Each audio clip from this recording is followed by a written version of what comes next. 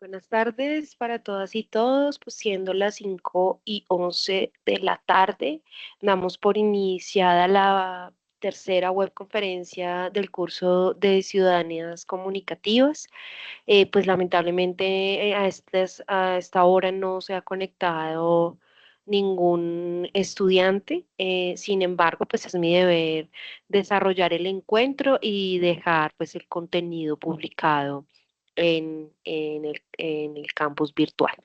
Entonces voy a proceder a dar inicio a la última webconferencia webconference de este curso.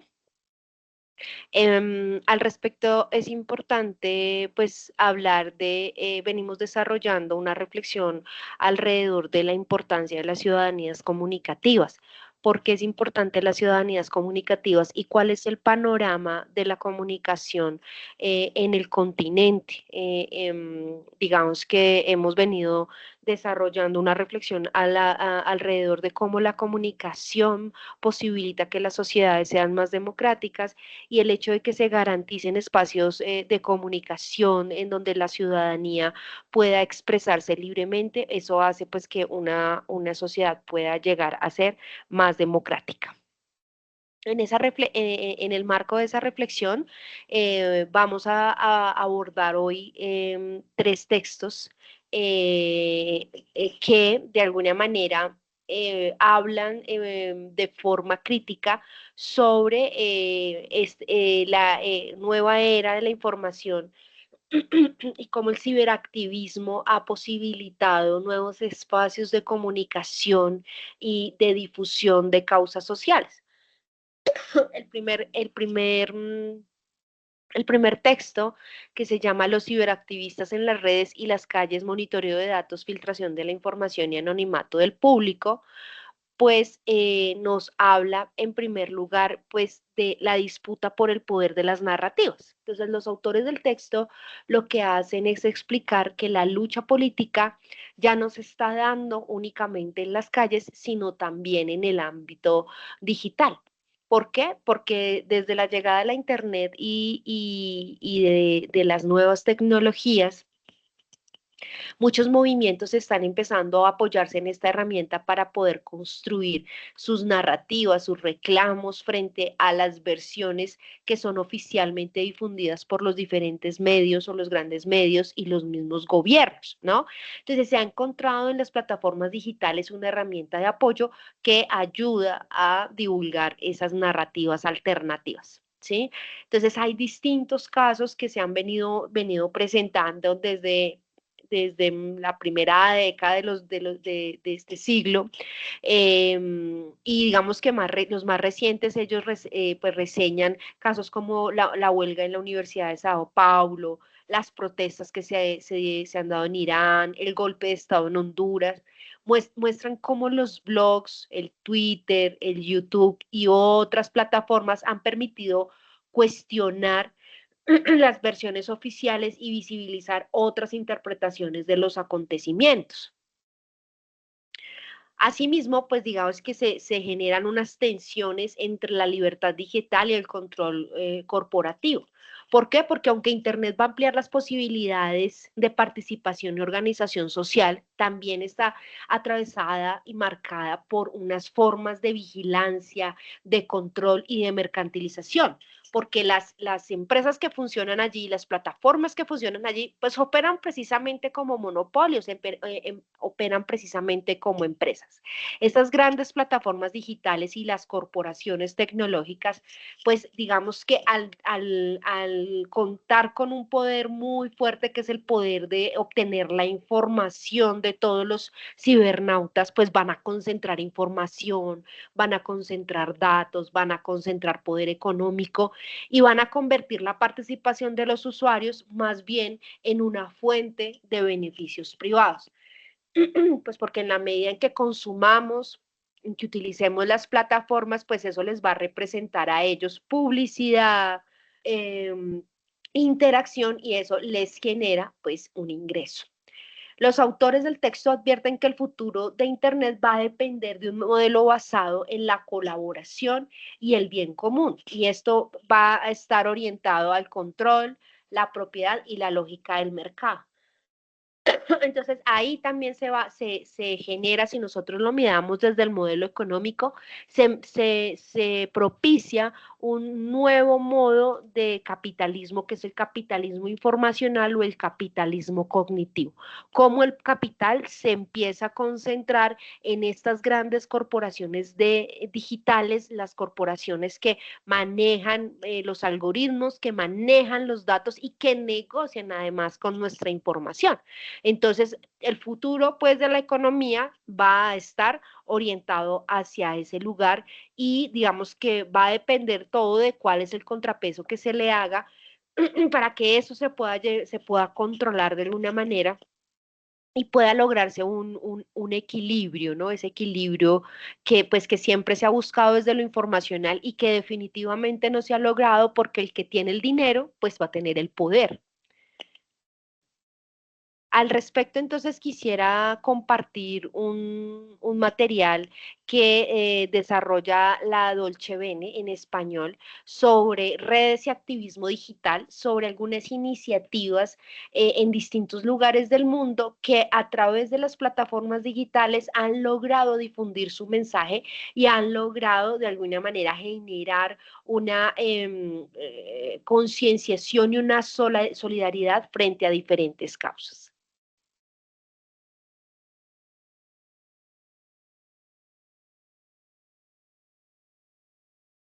En Argentina, Colombia, Bielorrusia, Irán o Uganda, el activismo digital es una herramienta vital para las personas que luchan por alguna causa.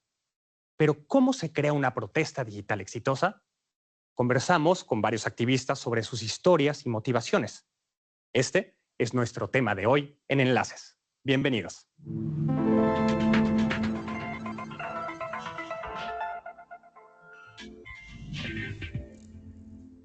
Compartir una consigna en tu perfil, firmar peticiones en línea o utilizar un hashtag. La protesta digital es una forma muy eficaz de apoyar una causa y reunir a personas con ideas similares. Además, los estudios demuestran que este ciberactivismo va más allá de lo superficial. Lo vimos con Black Lives Matter o Me Too. Cada vez son más los movimientos que tienen su origen en Internet. Tienen tanto éxito ahí que se pasan a las calles. Y las mujeres muchas veces se ponen en primera fila. Por ello, a menudo son atacadas y amenazadas de muerte. Pero no se rinden, como la joven política argentina Ofelia Fernández. Voy a decir lo que más les moleste, porque en definitiva yo puedo no estar haciendo nada, no estar diciendo nada, que van a inventar una declaración, manipular un video. Lo que puedo hacer es dejar de ser su víctima y ser su enemiga, ser su adversaria. O sea, eso es lo que decidí ahora. Y Ofelia no es la única que no se calla. Muchas campañas creadas por mujeres han ganado mucha atención en los últimos años. Por ejemplo, está el hashtag MeToo, con el que numerosas mujeres han denunciado agresiones o acoso sexual en su día a día. El movimiento MeToo ha logrado que hombres de la alta esfera hayan perdido sus puestos de trabajo y que algunos países hayan endurecido sus leyes para proteger a las mujeres. Pero sobre todo, lo que se ha ganado es conciencia sobre este tema. Otro ejemplo es la positividad corporal en Instagram. Este movimiento apuesta por mostrar los rostros y los cuerpos tal cual, sin filtros y con todas sus imperfecciones. Su mensaje: todos los cuerpos son bellos. En el debate sociopolítico, Internet ofrece a los activistas de todo el mundo muchas oportunidades de participar y crear redes. Les presentamos a dos mujeres que se han enfrentado a los gobernantes de sus países: Masih Alinejad, de Irán, y Tatiana Kurbat, de Bielorrusia. Hasta el día de hoy, Alexander Lukashenko continúa presidiendo Bielorrusia pese a haber perdido las elecciones en 2020, en unos comicios que se consideran amañados. Tatiana Kurbat y su equipo de la plataforma Golos publicaron pruebas de este fraude. Demostramos que hubo fraude electoral gracias al informe que publicamos en Internet. La Unión Europea, Estados Unidos y la OCE no reconocen a Lukashenko como presidente legítimo. Más de 1 millón de electores se registraron en la plataforma Golos para hacer público su voto. Esto permitió contrastar la información real con los resultados oficiales. Desde un comienzo entendimos que nuestra fuerza residía en Internet. La red es un espacio seguro para la sociedad bielorrusa, supone una posibilidad rápida y accesible para intercambiar información y entrar en contacto con otras personas. Para opositoras como Tatiana Kurbat, la tecnología es una de las principales armas de la revolución, pero no solo en Bielorrusia. También en Irán, Internet sirve de vehículo para las protestas. Desde su exilio en Nueva York, Masih Alinejad confía en el peso que tienen sus más de 7 millones de seguidores. En las redes publica fotos y videos de mujeres iraníes que se niegan a cubrirse el pelo, y eso a pesar del enorme riesgo que supone. El régimen incluso sacó una nueva ley que dice que quien envíe videos a Masih Alinejad podría enfrentarse a hasta 10 años de prisión, pero su intento de censura no les funcionó. De inmediato recibí una avalancha de videos de gente que prefería ir a prisión que callarse. Esto permite al movimiento de protesta evitar la férrea censura iraní y llegar a gente de todo el planeta. Esto es un logro de la campaña. Ahora el gobierno teme a las mujeres. Tatiana Kurbat y Masih Alinejad tuvieron que exiliarse a causa de sus convicciones. Dejaron de estar seguras en sus respectivos países. Su activismo se convirtió en una molestia y una amenaza para los gobernantes. Pero ¿cómo consiguieron que sus campañas online tuvieran tanta repercusión?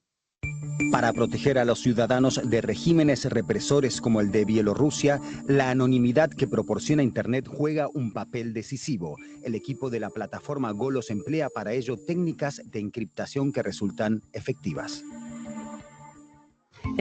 Para registrarse en la plataforma Golos se emplean chatbots de los servicios de mensajería Telegram y Viber.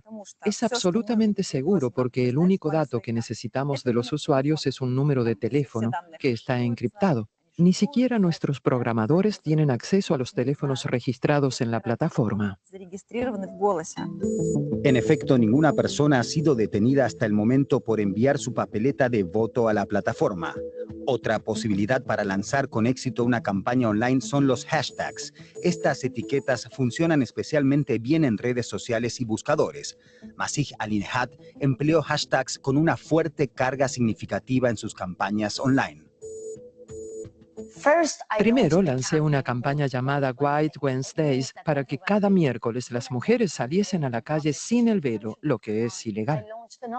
Otra de las campañas fue My Camera is my weapon. Significa que cuando el gobierno te acosa o te amenaza, puedes usar tu cámara para exponerlos. El régimen tiene mucho miedo de esta campaña porque está permitiendo a la gente recuperar su voz.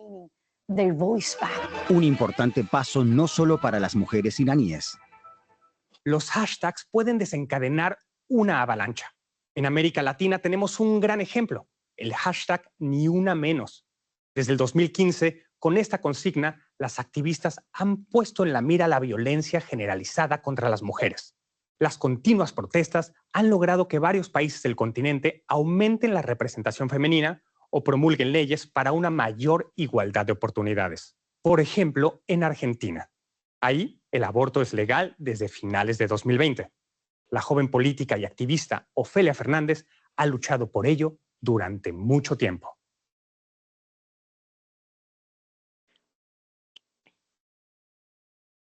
Bueno, y entonces aquí a partir de esta plataforma, de este informe, podemos ver algunas iniciativas en diferentes lugares del mundo de cómo las plataformas digitales se convierten en canales de denuncia, en canales de difusión de mensajes, ¿no? Y entonces ese va a ser un papel bien importante partiendo del hecho de que las plataformas, como lo dice el mismo informe, son un vehículo, son un canal, son una herramienta.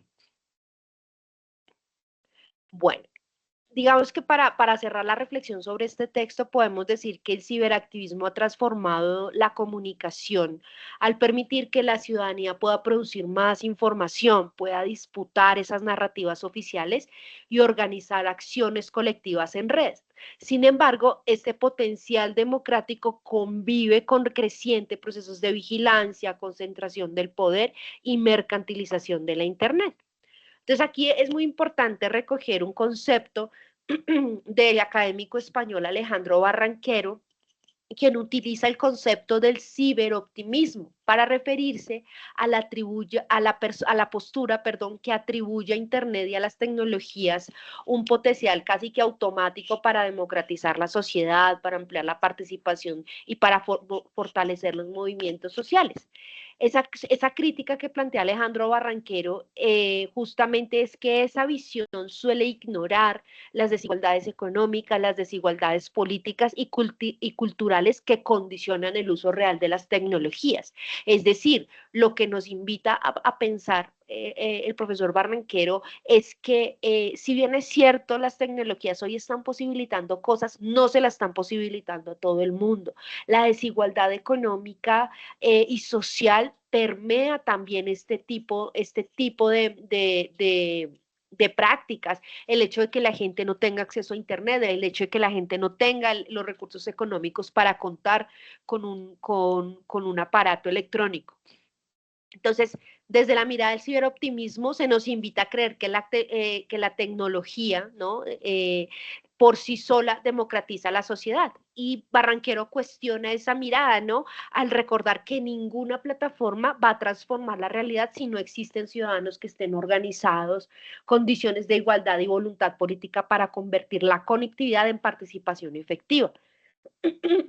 Lo vemos mucho aquí en nuestro país cuando hay elecciones, cuando hay campaña electoral, mucha gente, digamos, que aprovecha las plataformas digitales para expresar su posición política, y no solo para expresar su posición política, sino que se utilizan las plataformas digitales para esconderse detrás de una pantalla y poder de alguna manera ya no generar un debate o un diálogo sobre un tema, sino agredir a mi contendor con el que yo no estoy de acuerdo.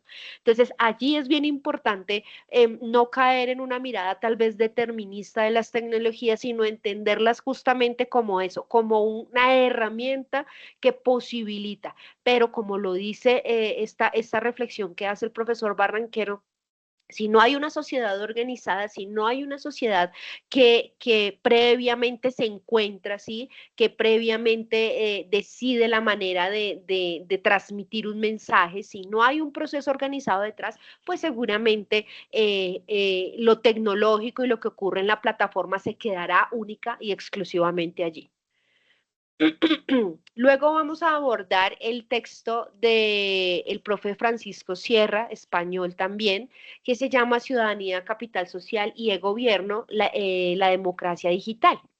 Entonces, él nos plantea en su texto que la ciudadanía no depende únicamente del acceso a Internet, sino de la capacidad de las personas para participar, para organizar e incidir en las decisiones públicas, porque hoy se habla mucho de la ciudadanía digital, pero esa ciudadanía digital no va a depender solo de que yo cuente con Internet, sino que además de eso cuente con esa disposición y esa voluntad para poder participar y encontrarme con otras y otros y poder incidir. Importante también lo que nos dice el profesor Sierra, es que el capital social, la confianza, la cooperación, la organización va a fortalecer la participación ciudadana. Solo si hay encuentros, solo si hay organización, como lo decíamos ahorita, pues eso va a hacer que la gente sienta el interés tal vez de encontrarse, de organizarse y de poder incidir, ¿no? Lo que decíamos ahorita, la tecnología es un medio, no es un fin. La tecnología es una herramienta, es un vehículo, es un canal que nos permite o nos posibilita o nos facilita, pero no es el fin último. No es como lo dice Manuel Castells, pues que es Digamos que es gracias a las tecnologías que se han dado las grandes revoluciones o las grandes protestas a nivel mundial en los últimos 20 o 25 años, sino que es gracias a la movilización ciudadana, es gracias a procesos organizados de la ciudadanía, ¿sí? Para que haya ciudadanía digital, plantea el profesor Sierra, se requiere una inclusión social, educación, acceso equitativo a las tecnologías. Y eso lamentablemente en un mundo como el que vivimos, pues todavía no está dado. Si vemos países como el nuestro, pues todavía la ciudadanía no tiene acceso a la Internet. Esto es un engaño que nos han querido imponer diciéndonos que hoy en día todo el mundo está conectado y eso no es cierto. No toda la gente tiene acceso, no toda la gente tiene las condiciones económicas para acceder a. Y la pandemia nos lo reflejó. La pandemia nos mostró cómo en un momento de confinamiento muchos niños y niñas no tenían cómo acceder, continuar, dar continuidad a sus procesos formativos porque no tenían en su casa un computador, porque en su casa seguramente las condiciones económicas no le permitían a sus papás poder comprar un computador o tener un celular, al menos en donde los niños pudieran acceder a sus clases. Entonces, siguen persistiendo esas brechas digitales asociadas a desigualdades económicas, a desigualdades en los territorios y a las desigualdades educativas. En última instancia, una desigualdad económica que es transversal a todos los sectores de la sociedad, a la educación, a la cultura, a todos los sectores. El profesor Sierra plantea un ejemplo en su texto y es el modelo de gobierno implementado en el continente europeo. Entonces, dice que las políticas de gobierno electrónico en Europa priorizaron la eficiencia administrativa y la competitividad económica por encima realmente de la participación democrática. Entonces, se predomina allí es una visión tecnocrática y neoliberal de la digitalización, no realmente una intención de participación y de interacción con el gobierno. El gobierno mejora servicios públicos y transparencia, pero limita la participación ciudadana. Y la información y la comunicación se van a concebir como mercancías más que como derechos. Y eso allí pues es muy delicado porque termina siendo es un tema más estético de decir que el gobierno interactúa con la ciudadanía, que el gobierno dispone de una plataforma para que la ciudadanía interactúe, pero realmente terminan siendo son plataformas que se suman a las burocracias estatales.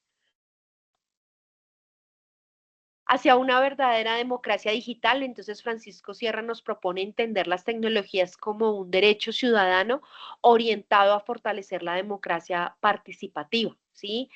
Democratizar la comunicación implica redistribuir el poder y garantizar el derecho a participar. Entonces, comunicación y democracia son dos procesos que van a estar íntimamente ligados.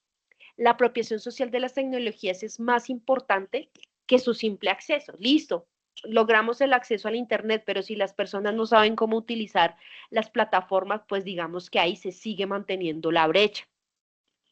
Experiencias como redes cívicas y telecentros y movimientos sociales que muestran que Internet puede fortalecer la organización colectiva cuando existe participación activa.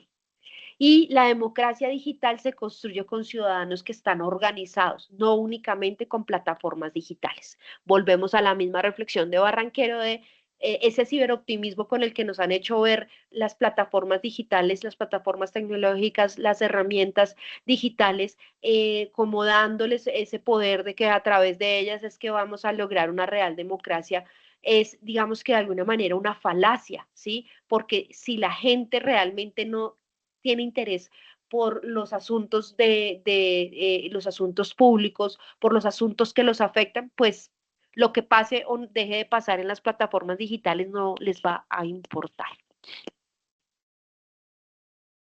Bueno, luego vamos con el texto de Manuel Jesús Rodríguez Morrillo, que se llama Medios de Comunicación Online y Empoderamiento Ciudadano, Oportunidades y Riesgos.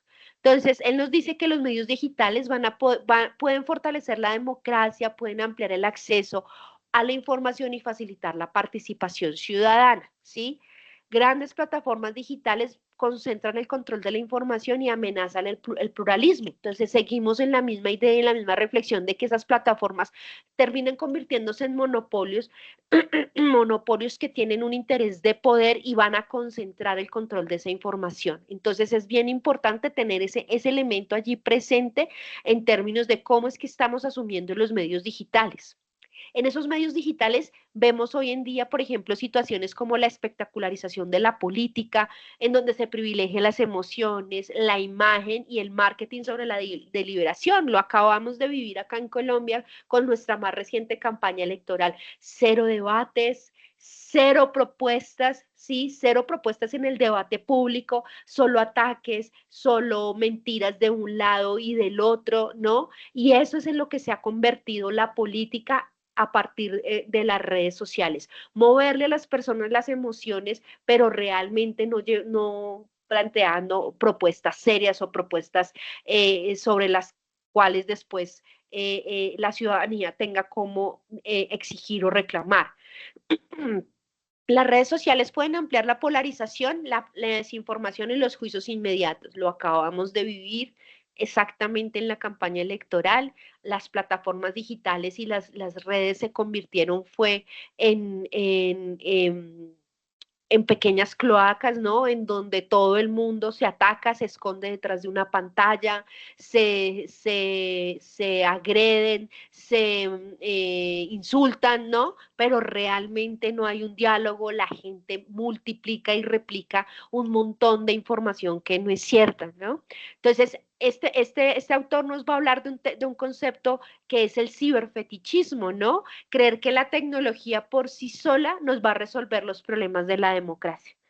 Vuelvo, insisto, la tecnología es una herramienta, es un medio, es un canal, pero realmente no es en sí la que va a propiciar la participación ciudadana. La participación ciudadana tiene que darse a partir de la organización ciudadana. La herramienta puede servir para propiciar el encuentro, para anunciar el encuentro, para denunciar una situación, para anunciar un mensaje, para promover una narrativa, pero no es en sí la que va a propiciar esos ejercicios democráticos de participación. ¿Cómo fortalecer el empoderamiento digital? Dice el autor, la tecnología solo fortalece la ciudadanía cuando se combina con información de calidad, educación y espacios reales, presenciales de participación. Si no hay esto, pues realmente no se puede hablar de un ejercicio ciudadano real, ¿no? Se puede hablar de un comillas activismo, pero que se queda realmente es ahí en la pantalla, en la plataforma, pero de ahí no pasa. ¿Sí? Las propuestas que hace el autor es garantizar información que sea pública, que sea accesible, que sea veraz, que sea comprensible. Utilizar formatos transmedias, videos, redes sociales, blogs, infografías para llegar a diferentes públicos. Crear espacios de debate tan importantes, de deliberación, pero de debate respetuoso, no del debate del ataque y de la grosería, ¿no? De participación ciudadana en plataformas digitales.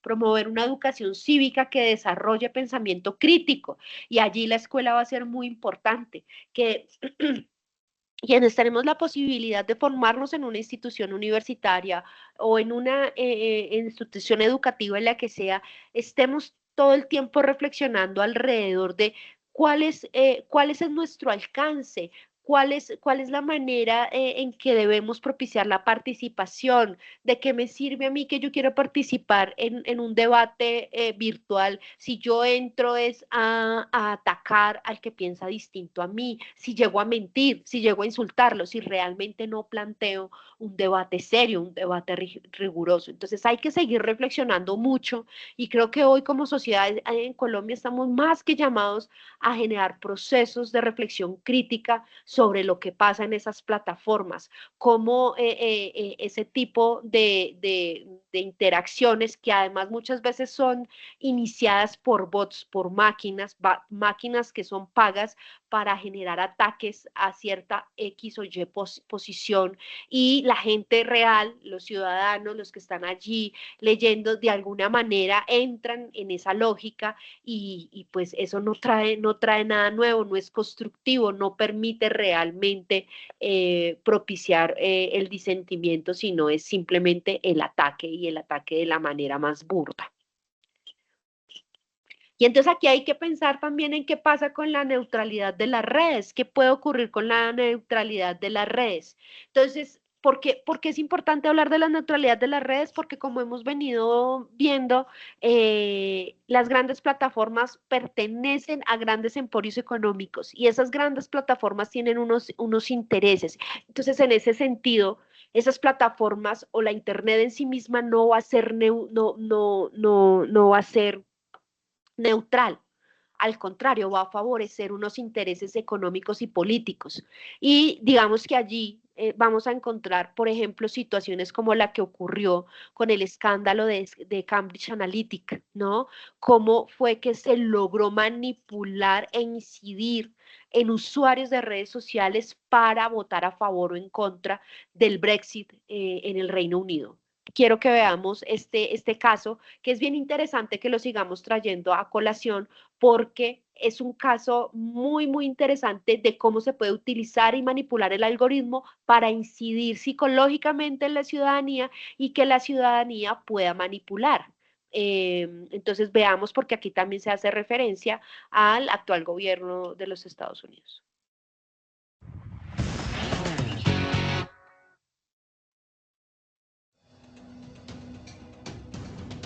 Este joven de pelo rosado pasó de ser un analista de datos más a ser conocido por todos como el delator. Su nombre es Christopher Wylie y solía trabajar para Cambridge Analytica, una consultora británica que usa data para manipular el comportamiento de los votantes. Y según Wylie, no siempre de la manera más transparente. Es un error describir a Cambridge Analytica como una compañía que mina datos o que desarrolla algoritmos. En realidad es una proveedora a tiempo completo de propaganda. Para entender cómo funciona esta presunta maquinaria de propaganda, hay que remontarnos a la campaña presidencial de 2016 en Estados Unidos. I am officially running for President of the United States, and we are going to make our country great again. Cambridge Analytica había sido contratada por la campaña de Donald Trump y tenía un plan perfecto para persuadir a los votantes. Pero le faltaba lo más importante, la data. Así que acudieron a Alexander Kogan. Este investigador de la Universidad de Cambridge desarrolló un cuestionario de personalidad en 2014 y ganó acceso a la información de 87 millones de usuarios de Facebook en 10 países. Desde fotos de perfil y edades hasta ciudades de residencia y, en algunos casos, incluso los mensajes privados. Kogan aparentemente no se limitó a usar esta masiva base de datos para fines académicos, sino que se la vendió a Cambridge Analytica sin el permiso de Facebook. Facebook data and the acquisition using Alexander Kogan's. La data de Facebook de Alexander Kogan se convirtió en la fuente de información principal de Cambridge Analytica y gastaron al menos $1 millón en adquirirla. They spent $1 million. Y el problema no es solo la supuesta venta ilícita de datos, sino que Facebook estaba al tanto. Así lo explica el experto en ciberseguridad, Carl Landberg. Creo que Kogan sin duda es culpable por vender esa data, pero Facebook también es responsable por no haber penalizado esa venta ilícita de acuerdo con sus propias normas. Está claro que Facebook sabía del robo de data desde hace más de un año y no hizo nada al respecto. Pero Facebook no es el único nombre conocido que ha salido a flote en este enredo. La estrategia de Cambridge Analytica fue financiada por donantes ultraconservadores y dirigida por el mismo Steve Bannon, exdirector de campaña de Donald Trump y exestratega de la Casa Blanca. Wylie incluso describe el plan de la consultora política como el arma de guerra psicológica de Bannon para influenciar las elecciones. Pero Bannon ha optado por lavarse las manos. La data de Facebook circula por la red y se compra y vende todos los días. Sí, pero la gente no estaba al tanto. Ese es un problema entre Cambridge Analytica, el profesor, y Facebook. Por su parte, Cambridge Analytica niega haber utilizado la data de Kogan con propósitos políticos. Kogan alega haber vendido esta información sin saber que era ilegal, y Facebook se ha dedicado a pedir perdón en más de una ocasión. Quizás no es ninguna sorpresa que la mitad de los estadounidenses desconfían del gobierno y de las compañías de redes sociales cuando se trata de la protección de sus datos. Pero Estados Unidos está lejos de ser el único afectado. Cambridge Analytica ha usado data y algoritmos para persuadir votantes en elecciones alrededor del mundo, y los gobiernos de Nigeria, Kenia, Brasil y Reino Unido ya están investigando a la empresa británica. Sin embargo, consultoras políticas de este tipo seguirán intentando minar datos, pues les permite construir perfiles detallados de su audiencia e influir directamente sobre sus intereses, miedos y emociones. There's no question that big data is going to be used as a tool in political campaigns. No hay duda de que la data seguirá usándose para influenciar campañas políticas, pero la información debe usarse con honestidad. El usuario debe tener la confianza en que si su data es violentada, el responsable pagará por ello.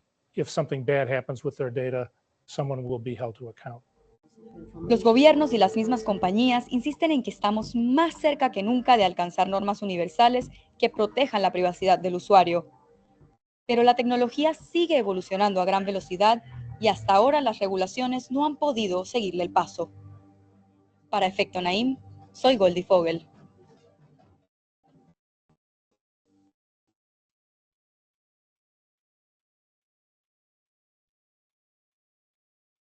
Entonces, lo que podemos ver acá en este reporte es que el escándalo de Cambridge Analytica pues va a desmentir la idea de que las redes sociales son espacios neutrales, porque demostró que sus algoritmos explotan la psicología humana, ¿sí? Lejos de ser meras vitrinas pasivas o canales imparciales de comunicación, funcionan como herramientas de manipulación altamente personalizadas para influir en opiniones y comportamiento. Y no podemos negar eso y no podemos hacernos los de la vista gorda frente a lo que ocurre con esas plataformas, pese a que, como lo dice el reporte, digamos que el escándalo fue tan grande y demás, este tipo de prácticas se siguen llevando a cabo, ¿no? Cuando el algoritmo me personaliza a mí el contenido que yo consumo, esa es una manera de no ejercer neutralidad, porque hace que la persona esté consumiendo es lo que su idea frente a X o Y tema, reforzarle esa idea, ¿no? Y pues digamos que no le permite a la persona contrastar lo que piensa frente a un hecho, frente a una situación, sino que simplemente va a consumir contenidos que le sigue reforzando esa idea. Y ese refuerzo pues hace que simplemente las personas caigan en esas lógicas de agresión, de ataque, de desconocer que hay otras maneras de pensar diferentes a la de cada uno y de cada una, ¿no? Entonces, esto era lo que tenían para compartirles alrededor de la importancia de la participación ciudadana y de cómo las ciudadanías comunicativas son tan importantes como la ciudadanía usando la comunicación puede valerse de muchas herramientas para movilizar, para denunciar, para visibilizar, ¿no? Entendiendo que la comunicación es política y que cuando comunicamos o cuando transmitimos algo que pensamos, estamos intentando incidir en otras y otros, ¿no? Entonces, pero para poderlo lograr, pues digamos que para que realmente esa incidencia tenga un efecto positivo, pues digamos que la reflexión final es que sí o sí los ciudadanos y ciudadanas tenemos que organizarnos, tenemos que buscar la manera de encontrarnos, de movilizarnos, apoyarnos en las herramientas, pero el encuentro presencial, la organización de las personas va a ser fundamental para que ese ejercicio ciudadano realmente se pueda hacer, valga la redundancia, real, y para que realmente se pueda contribuir a sociedades cada vez más democráticas. Entonces, esto sería todo por este encuentro. Esta webconferencia se va a publicar, como lo dije al inicio, en el foro de la actividad de la fase 4 y se enviará por correo electrónico. Muchísimas gracias por su atención y una feliz tarde.